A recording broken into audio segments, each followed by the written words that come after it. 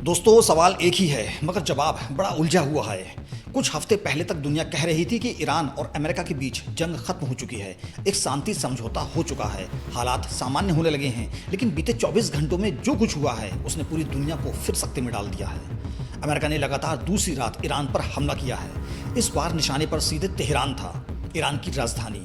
इससे पहले वाली रात दक्षिण ईरान के कई शहरों पर बमबारी हुई थी। 2 दिन के इन हमलों में ईरान को बहुत ज़्यादा जान और माल का नुकसान हुआ है। तो सवाल यही उठता है कि जो शांति समझौता जून में हुआ था, क्या वो सिर्फ कागज़ पर था? क्या पर्दे के पीछे कुछ और खेल चल रहा है जो अब सामने आ रहा है? नमस्कार दोस्तों, मैं अली खान और आज के इस एपिसोड में हम पूरी कहानी को शुरू से समझेंगे। ये लड़ाई शुरू कैसे हुई थी, शांति समझौता किन शर्तों पर हुआ था, अब अचानक ये टूटता हुआ क्यों दिख रहा है और आगे इस पूरे इलाके में क्या हो सकता है। सबसे पहले बात करते हैं पिछले 2 दिनों की, क्योंकि यही वो वजह है जिसने पूरी दुनिया का ध्यान फिर एक बार ईरान की तरफ खींचा है। अमेरिका ने ईरान के सैन्य ठिकानों को निशाना बनाकर हमले किए हैं। पहली रात दक्षिणी ईरान के कई शहरों पर हमला हुआ, जिनमें बुशहर, बंदर अब्बास और सिरिक जैसे बंदरगाह शहर शामिल हैं। बुशहर वही शहर है जहां ईरान का परमाणु पावर प्लांट मौजूद है। हालांकि ईरानी मीडिया का कहना है कि प्लांट को कोई नुकसान नहीं पहुंचा है। दूसरी रात निशाना और बड़ा हो गया, खुद तेहरान के कई हिस्सों पर हमले हुए। अब सवाल ये है कि आखिर अमेरिका ने अचानक हमला क्यों तेज किया? इसकी वजह है स्ट्रेट ऑफ हॉर्मुज। ये वो समुद्री रास्ता है जहां से दुनिया के तेल का 5वां हिस्सा यहीं से गुजरता है। शांति समझौते के तहत ये रास्ता जहाज़ों के लिए पूरी तरह खुला रहना था, लेकिन अमेरिकी अधिकारियों का कहना है कि ट्रंप इस बात से नाराज थे कि हॉर्मुज अब तक पूरी तरह खुला नहीं पाया और ईरान वहां से गुजरने वाले जहाज़ों को निशान बना रहा था। वो भी उस वक्त जब ट्रंप खुद तुर्की में नाटो शिखर सम्मेलन में मौजूद थे। ट्रंप ने सोशल मीडिया पर साफ चेतावनी दी कि अगर ईरान ने हॉर्मुज स्ट्रेट में जहाज़ों पर हमला जारी रखा तो हालात और ज़्यादा बुरे हो जाएंगे। इसके जवाब में ईरान की IRGC ने कुवैत और बहरीन में मौजूद अमेरिकी सैन्य ठिकानों को निशाना बनाने का दावा किया।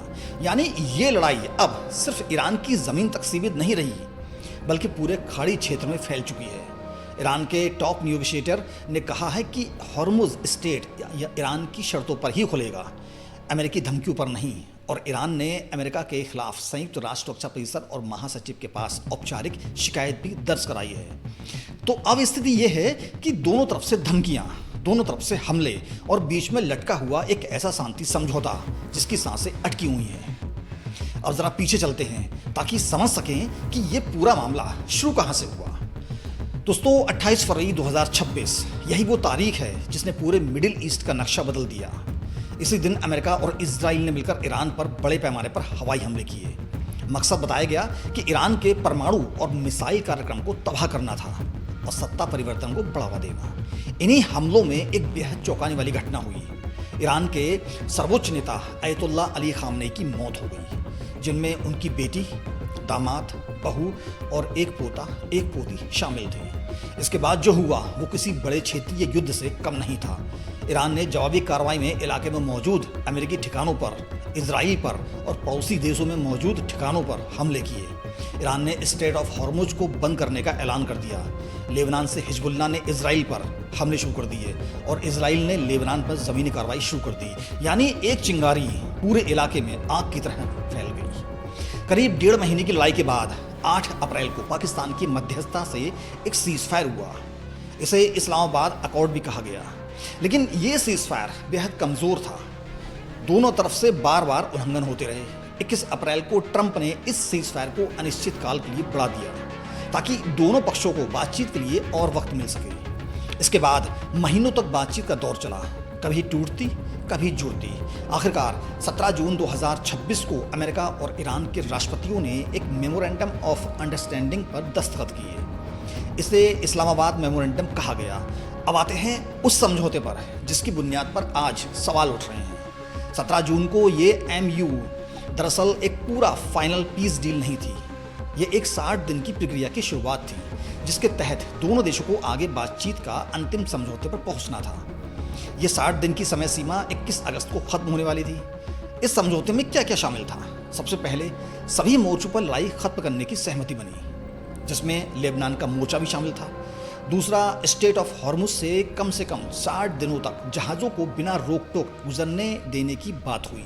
तीसरा, ईरानी बंदरगाहों पर लगी अमेरिकी नौसैनिक नाकाबंदी हटाई गई। चौथा, ईरानी तेल पर लगे अमेरिकी प्रतिबंधों में ढील दी गई। और पांचवा, ईरान की जमी हुई संपत्ति को धीरे धीरे रिलीज करने की योजना बनी।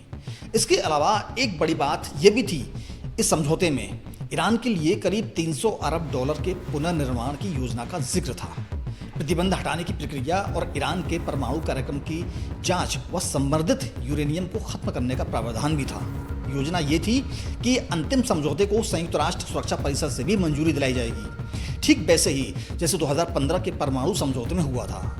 लेकिन शुरुआत से ही यह लग रहा था कि यह समझौता ज़्यादा दिनों तक नहीं टिकेगा, और हुआ भी वही। समझौते के बाद 2 हफ्तों में ही तनाव की नई खबरें आने लगीं। जहाज़ों की आवाजाही को लेकर विवाद, अमेरिका की तरफ से ईरान पर बमबारी, कुवैत और बहरीन में अमेरिकी ठिकानों पर ईरानी हमले, और लेबनान में इजराइल के हमले लगातार जारी रहे।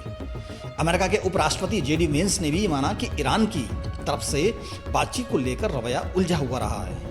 उनका कहना था कि ईरानी अधिकारी सार्वजनिक रूप से तो ये शांति वार्ता से इनकार करते हैं, लेकिन साथ ही तकनीकी स्तर की बातचीत जारी रहने की बात भी मानते हैं। कतर की मध्यस्थता से दोहा में भी बातचीत की कोशिशें होती रहीं। अमेरिका के दूत स्टीव विटकॉफ और ट्रंप के दामाद जेरेड कुशनर भी इसमें शामिल हुए। अब एक बेहद दिलचस्प और अहम पहलू, ईरान के अंदर की सियासत। खामनेई की मौत के बाद ईरान के क्लेरिकल असेंबली ने उनके बेटे मुस्तफा खामनेई को नया सुप्रीम लीडर घोषित किया। लेकिन हैरान की बात यह है कि मुस्तफा खामनेई अपने पिता की मौत के बाद से आज तक सार्वजनिक रूप से एक बार भी सामने नहीं आए हैं। रिपोर्ट्स के मुताबिक फरवरी के उसी हमले में मुस्तफा भी बुरी तरह जख्मी हुए थे। उनका चेहरा और हाथ पैर बुरी तरह घायल हुए थे। यहाँ तक कि एक पैर गंवाने की भी खबरें आई हैं। सिर्फ लिखित बयान जारी होते रहे हैं, कोई तस्वीर, वीडियो या आवाज़ की रिकॉर्डिंग अब तक सामने नहीं आई। ईरानी सुरक्षा एजेंसियों का कहना है कि वो जानबूझकर उनकी सार्वजनिक मौजूदगी सीमित रखे हुए हैं ताकि आगे किसी और हमले का खतरा टाला जा सके। लेकिन अयतुल्ला अली खामनेई के जनाजे के बीच मुस्तफा खामनेई की गैर मौजूदगी सबसे बड़ी चर्चा का विषय बनी रही। यहाँ तक कि उनकी पत्नी के अंतिम संस्कार में भी वो नहीं पहुंचे थे। जुलूसों के दौरान भीड़ में जो नारे गूंजे वो भी बेहद तीखे थे, बदले की भावना से भरे नारे, ट्रंप के खिलाफ गुस्सा और अमेरिका इजराइल विरोधी नारेबाजी। यानी एक तरफ ईरान की सरकार शांति वार्ता में शामिल है, दूसरी तरफ उसके अपने ही आम लोगों की और कट्टरपंथी तबके में बदले की आग सुलग रही है। यही अंदरूनी दबाव भी है जो ईरानी नेतृत्व के लिए बातचीत को और मुश्किल बना रहा है। अब सबसे बड़ा सवाल, क्या शांति समझौता वाकई खत्म हो चुका है या यह सिर्फ एक बड़ा उतार चढ़ाव है?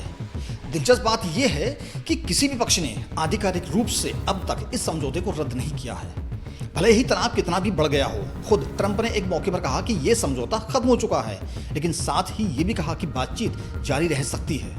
यानी उनके बयानों में एक तरह का दोहरापन नजर आता है। ईरान के नेताओं ने अमेरिका के इन ताज़ा हमलों को खुलकर युद्ध अपराध करार दिया है और आरोप लगाया कि वॉशिंगटन ने समझौते का उल्लंघन किया है।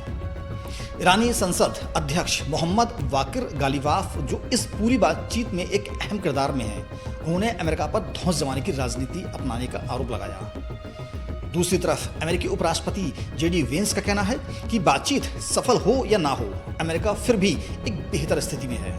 उनका दावा है कि ईरान का परमाणु कार्यक्रम और सैन्य ताकत पहले ही बुरी तरह तबाह हो चुकी है और अमेरिका ईरान के मुकाबले कहीं ज़्यादा मजबूत स्थिति में खड़ा है। खाड़ी देशों का संगठन GCC यानी Bahrain, Kuwait, Oman, Qatar, Saudi Arab और UAE, उसमें भी एक साझा बयान जारी करके कहा है कि इलाके में सच्ची और टिकाऊ शांति के लिए ज़रूरी है कि ईरान के मिसाइल कार्यक्रम, ड्रोन क्षमता और क्षेत्र में मौजूद उसके समर्थित सशस्त्र गुटों जैसे मुद्दों पर भी बात हो। सिर्फ परमाणु कार्यक्रम तक बात सीमित न रहे। कुछ जानकारों को मानना है कि ट्रंप, जो सैन्य ताकत से ईरान को पूरी तरह झुका नहीं पाए, अब एक जीत की कहानी गढ़ने की कोशिश कर रहे हैं ताकि घरेलू और अंतर्राष्ट्रीय स्तर पर अपनी स्थिति मजबूत दिखा सके और अपनी इज्जत को बचा सके। वहीं कुछ जानकारों का ये भी कहना है कि ईरान के अंदर खुद सत्ता प्रतिष्ठान में इस समझौते को लेकर एक शक बढ़ रहा है। लोग पूछ रहे हैं कि कागज़ पर तो ये डील बहुत आकर्षक लगती है, लेकिन ज़मीन पर इसका असर अब तक नहीं दिखा। यानी सीधी भाषा में कहें तो ये समझौता ना तो पूरी तरह टूटा है, ना पूरी तरह चल रहा है। ये एक ऐसी हालत में है जिसे कहा जा सकता है जीवित तो है, लेकिन गंभीर हालत में। असली इम्तिहान अब आना बाकी है, क्योंकि अगले दौर की बातचीत में सबसे कांटेदार मुद्दों पर बात होनी है। स्ट्रेट ऑफ हॉर्मुज पूरी तरह खोलना और ईरान के परमाणु कार्यक्रम को खत्म करना, यही वो मुद्दे हैं जहां दोनों पक्षों के बीच सबसे ज़्यादा दूरी है। 21 अगस्त की डेडलाइन सामने है। अगर इससे पहले कोई ठोस समझौता नहीं बन पाता है तो एक बार फिर पूरे इलाके में बड़े पैमाने पर संघर्ष भड़कने का खतरा बना रहेगा। स्ट्रेट ऑफ हॉर्मुज जैसे अहम समुद्री रास्ते पर तनाव का सीधा असर दुनिया भर में तेल की कीमतों पर पड़ सकता है। यानी इसका असर सिर्फ मिडिल ईस्ट तक सीमित नहीं रहेगा, बल्कि इसकी आंच भारत समेत पूरी दुनिया की अर्थव्यवस्थाओं तक पहुंच सकती है। ईरान के अंदर की राजनीति भी अहम भूमिका निभाएगी। नया, अब तक सार्वजनिक तौर पर ना दिखने वाला सुप्रीम लीडर, कट्टरपंथी तबके का बढ़ता दबाव और आम जनता में बदले की भावना, ये सब मिलकर ईरानी नेतृत्व के लिए बातचीत की गुंजाइश को और सीमित कर सकते हैं। तो कुल मिलाकर तस्वीर ये है कि शांति समझौता पूरी तरह झूठा नहीं था, लेकिन ये उतना मजबूत भी नहीं निकला जितना जून में दिखाया गया था। पर्दे के पीछे अब भी बातचीत जारी है, मगर पर्दे के आगे मिसाइलें और धमकियां बोल रही हैं। तो दोस्तों, ये थी पूरी कहानी, कैसे एक शांति समझौता जिसे दुनिया के सामने एक बड़ी कामयाबी की तरह पेश किया गया था, अब हफ्तों के भीतर ही डगमगाता नजर आ रहा है। असली सवाल यही है कि क्या ये सिर्फ एक अस्थायी उतार चढ़ाव है, या फिर 21 अगस्त की डेडलाइन आते आते ये पूरा समझौता ही ताश के पत्तों की तरह बिखर जाएगा। आप इस पूरे मामले को कैसे देखते हैं? क्या ये सच में शांति की तरफ एक कदम है, या सिर्फ वक्त खरीदने की कोशिश? हमें कमेंट में ज़रूर बताइए। जय हिंद।